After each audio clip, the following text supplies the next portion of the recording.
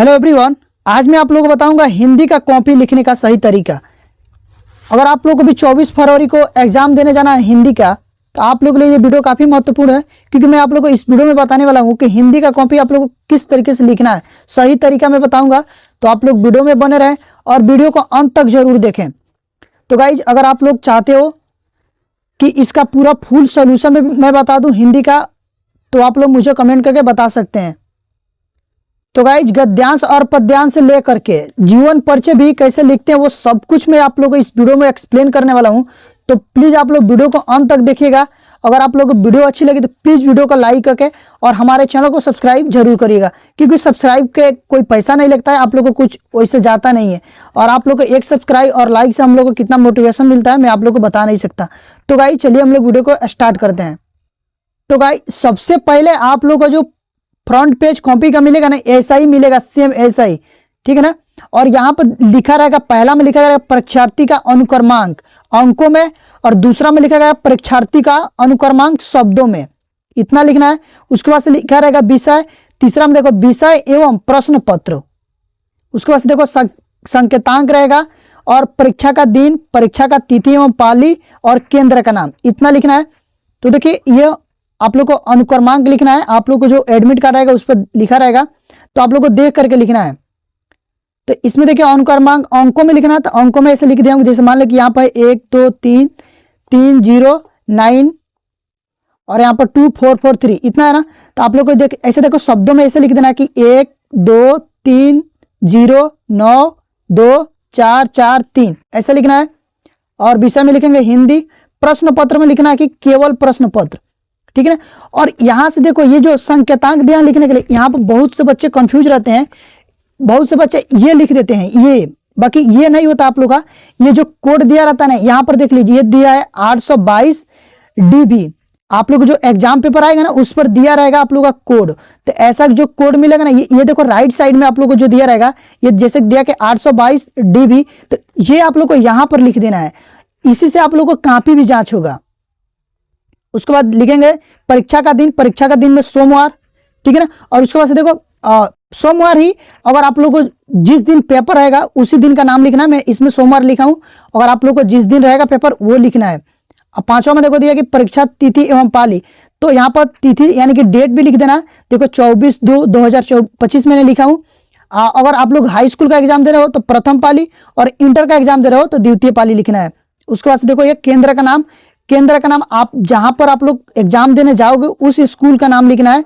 तो मैं आप यहाँ पर एग्जाम्पल के लिए अपना स्कूल का नाम लिख दिया हूँ कि नाज इंटर कॉलेज कुशीनगर उत्तर प्रदेश, बाकी आप लोग का जो होगा वो लिखना है। उसके बाद से यहाँ पर लिखेंगे देखो एग्जाम रूम नंबर, आप लोग जिस रूम में बैठे रहोगे वहां पर वो कमरा नंबर लिख देना है। बाकी यहाँ पर आप लोग जो कमरा में जो सर आएंगे, टीचर आएंगे, वो आप हस्ताक्षर करेंगे और यहाँ पर डेट लिखेंगे, वो इसमें आप लोग को कुछ नहीं करना है। उसके बाद चलिए आगे हम बताते हैं। तो यहां पर आप लोग देख लीजिए, एक मिनट में आप लोग यहां पर दिखा दे रहा हूं। देखिए ये जो वर्णात्मक प्रश्न है ना, यहां पर देखिए वर्णात्मक प्रश्न जो 50 नंबर का आएंगे, 20 नंबर तो आप लोग को बहुविकल्पीय आएंगे, तो उसको आप लोग को OMR शीट पर आंसर देना है। बाकी जो 50 नंबर रहेंगे वो आप लोग को लिखित में आएंगे, जिसके वर्णात्मक प्रश्न यहाँ पर, तो ऐसे लिख देंगे वर्णात्मक प्रश्न। और उसके बाद से लिखेंगे, देखो पहला लिख ले हम लोग, पहला का आंसर लिख रहे हैं तो लिखेंगे प्रश्न उत्तर संख्या पहला, ओके। उसके बाद से ये वाला हम लोग गद्यांश कर रहे हैं, दिया कि पहला में देखो दिया कि निम्नलिखित गद्यांश पर आधारित 3 प्रश्नों के उत्तर दीजिए, और 3 प्रश्न रहेंगे और टोटल 2-2 नंबर कराएंगे। तो तीनों प्रश्न का जब हम उत्तर देंगे तो 6 नंबर मिलेगा। तो उसको देना कैसे, देखो जैसा कि यहाँ पर देखो दिया कि यह कोई बात नहीं है कि एक ही स्वभाव और एक ही रुचि के लोग में ही मित्रता हो सकती है, यहां से लेकर और यहां तक दिया कि बीरबल की ओर देखता था। यहां से आप लोग का ये जो गद्यांश है ये दिया है, और उसमें 3 क्वेश्चन रहेंगे। जैसे कि पहला है उपरोक्त गद्यांश का संदर्भ लिखिए, और दूसरा है गद्यांश के रेखांकित अंश की व्याख्या कीजिए, तीसरा क्या है लेखक के अनुसार समाज में विभिन्नता देखकर लोग एक दूसरे की ओर क्यों आकर्षित होते हैं, इसका आप लोग को उत्तर भी देना है। तो देखिए कैसे, जैसा कि देख लीजिए यहां पर संकेत में लिख देना है, संकेत आप लोग को डाल देना है कि आप ऐसे मालूम चले कि इस गद्यांश का आप लोग व्याख्या करने जा रहे हो। तो यहाँ पर देखो मैं स्टार्टिंग का 2 लाइन लिख दिया हूं, यह कोई बात नहीं, और आखिरी का लिख दिया कि कोई की ओर आकर्षित होते हैं। इतना लिखने के बाद देखो संदर्भ में कैसे लिखना है, लिखेंगे संदर्भ में लिखेंगे प्रस्तुत गद्यांश हमारी पाठ्य पुस्तक हिंदी खंड के अंतर्गत। अब देखो मैं हिंदी लिखा हूं, इसको ब्लैक पेन से लिखा हूं, तो इस तरह के आप लोग को हाईलाइट दिखाना है कि हिंदी के लिख रहे हैं। हिंदी के अंतर्गत मित्रता नामक पाठ से लिया गया है, तब मित्रता नामक जो पाठ है उसको भी मैं ब्लैक पेन से लिखा हूं ताकि हाईलाइट दिखे, एग्जामिनर का ध्यान यहाँ पर पड़े, वो ताकि पूरा थोड़ी पड़ेगा, ये जो मेन पॉइंट रहेगा उसको ही पढ़ के आप लोग को नंबर दे देगा।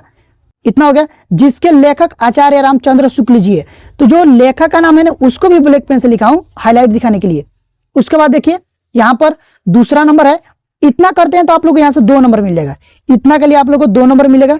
बाकी जो है गद्यांश की रेखांकित अंश की व्याख्या, जैसे ये 2 नंबर हो गया, यहां पर देख लीजिए 2 नंबर है ना कि गद्यांश की रेखांकित अंश की व्याख्या कीजिए, तो वो मैं यहां पर हेडिंग डाल दिया हूं ब्लैक पेन से।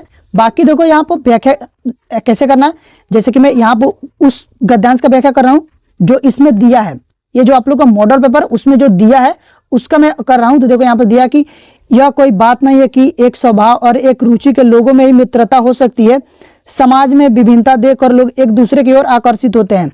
और यहाँ तक ही अंडरलाइन किया गया है, इनकी रेखा किया गया है, तो यहाँ से लेकर के और यहाँ तक जो अंडरलाइन किया गया ना इसका ही व्याख्या करना है। तो हम इसमें इसका ही बस व्याख्या किया हूं, जैसे कि इतना में आटा है, देख रहे हैं ना। तो देखो इसको किया कैसा हूं, देखो जैसा कि लेखक आचार्य रामचंद्र शुक्ल जी कहते हैं कि 2 व्यक्तियों में मित्रता होने के लिए यह आवश्यकता नहीं है कि उनके स्वभाव एक जैसा हो, उनकी रुचियां समान हो तो मित्रता हो सकती है। भिन्न स्वभाव के लोगों में भी मित्रता हो सकती है। समाज में पर्याप्त विभिन्नता को देखकर निर्धन धनी की ओर तथा निर्बल शक्तिशाली की ओर वह नर्म व गंभीर व्यक्ति उत्साही व्यक्ति की ओर आकर्षित होते हैं। इतना लिख लेंगे, इतना लिख लेंगे तो इसके लिए आप लोगों को 2 ही नंबर मिल रहा है। तो कितने बच्चे जानते हैं क्या करते हैं, बहुत से गलती करके बच्चे आते हैं कि यहां से लेकर के ये जो गद्यांश दिया है यहां तक और कि देखता है यहां तक व्याख्या करने लगते हैं। इतना आप लोग को करना नहीं है, ये बात आप लोग दिमाग में रखना है। देखिए इसमें बोला क्या है कि गद्यांश के रेखांकित अंश की व्याख्या कीजिए, यानी कि जो रेखा किया गया नीचे उसका ही बस व्याख्या करना है। ये बात आप लोग दिमाग में बैठा लेना, क्योंकि ज्यादा भी करेंगे तो भी 2 ही नंबर मिलेगा, उतना करेंगे तो भी 2 ही नंबर। तो क्यों ना हम लोग अपना समय बचाते हुए इतना ही करें, क्योंकि एग्जाम में उतना ही पूछा है तो उतना ही करेंगे।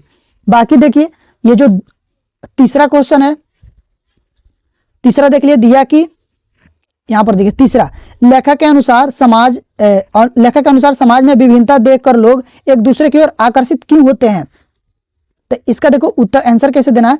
विभिन्नता को देख करके व्यक्ति एक दूसरे की ओर आकर्षित होते हैं क्योंकि जब कोई व्यक्ति किसी दूसरे व्यक्ति में कोई गुण देखता है और उस व्यक्ति में वह गुण नहीं होता है तो वो व्यक्ति उस व्यक्ति की ओर आकर्षित होते हैं। ये आप लोग को आंसर दे देना है, ठीक है। उसके बाद देखिए हम लोग दूसरा क्वेश्चन करेंगे, तो आप लोग को लिखना है कि प्रश्न उत्तर संख्या 2। देखिए पहला हो गया और यहां पर देखिए दूसरा हम लोग करने जा रहे हैं। तो दिया कि दिए गए पद्यांश पर आधारित प्रश्नों के उत्तर दीजिए। और ये जो पद्यांश दे दिया आप लोगों को इतना दे दिया, बाकी इसमें भी 3 क्वेश्चन दिए हैं और ये भी 6 नंबर का है। तीनों क्वेश्चन को हम लोग करेंगे तो 6 नंबर मिलेगा, अगर 2 को करते हैं तो 4 नंबर मिलेगा। तो ये बात आप लोग को ध्यान में रखना है। तो इसको देखो कैसे करना है। और ये पहला है दिया कि चरण कमल बंदो हरि राही जाकी कृपा पंगु गिरी लंगो। और ये जो पद्यांश दिया है यहां तक दिया है। तो बाकी देखो अंडरलाइन कहां तक किया गया है, यहां से लेकर के यहां तक 2 ही लाइन का किया गया है। तो व्याख्या 2 ही लाइन का ही करना है, ये बात आप लोग को दिमाग में बैठा लेना है जाने से पहले। तो इसका हम लोग देखो इसमें भी देखो संकेत मैंने लिख दिया हूं, जैसे कि उसमें लिखा हूं पहला स्टार्टिंग का और आखिरी का ये लिख देना है। बाकी देखो संदर्भ में लिखना है, पहला डाल गया कि प्रस्तुत पद्यांश हमारी पाठ्य पुस्तक हिंदी के काव्य खंड में संकलित पद शीर्षक नामक पाठ से लिया गया है, जिसके कवि सूरदास जी हैं। बाकी यहां पर देखो हिंदी लिखा हूं, काव्य खंड लिखा हूं और पद लिखा हूं सूरदास जी का, जो नाम सूरदास जी कवि हैं उनका नाम। ये टोटल ब्लैक पेन से लिखा हूं ताकि हाईलाइट दिखे, वैसे ही आप लोगों को भी लिखना है। और व्याख्या में देखिए यहां पर दूसरा में डालेंगे रेखांकित अंश की व्याख्या। अब देखिए 2 ही लाइन का व्याख्या करने को बोला है कि यहां से लेकर के बहिरो सुने पुंगे पुनी बोले रंग चले सिर छत धराई, यहां तक 2 ही लाइन का ही करना है। तो इसको देखो मैंने यहाँ पर लिख दिया रेखांकित अंश की व्याख्या। तो व्याख्या में लिखेंगे सूरदास जी कहते हैं कि जब श्री कृष्ण जी की कृपा होती है तो बहरा व्यक्ति भी सुनने लगता है और गूंगा व्यक्ति बोलने लगता है तथा गरीब व्यक्ति के सिर पर छत का साया हो जाता है। इतना, बस इतना लिख देंगे ना तो आप लोग को यहाँ से 2 नंबर मिल जाएगा। इतना ही लिखना है और संदर्भ में इतना लिखना है, इसके लिए 2 नंबर मिल जाएगा। बाकी आप लोग देखो जीवन परिचय कैसे लिखना है वो भी मैं बता दे रहा हूँ। उम्मीद करता हूँ इतना तो आप लोग जरूर समझ में आ गया होगा। तो गाइज प्लीज यार वीडियो को लाइक करके और चैनल को सब्सक्राइब जरूर करिएगा, क्योंकि सब्सक्राइब के लिए कोई पैसा नहीं लगता है। आप लोग को एक सब्सक्राइब और एक लाइक से हम लोग को मोटिवेशन मिलता है, मैं आप लोग को अच्छे अच्छे वीडियो बना सकता हूँ। ठीक है, तो आप लोग को प्लीज जरूर लाइक और सब्सक्राइब जरूर करिएगा और आप लोग कमेंट करके बताइएगा आप लोग को वीडियो कैसा लगा। ठीक है, अगर आप लोग को अगला टॉपिक किस चैप्टर पर चाहिए और कौन सा सब्जेक्ट का चाहिए आप मुझे कमेंट करके बता सकते हैं।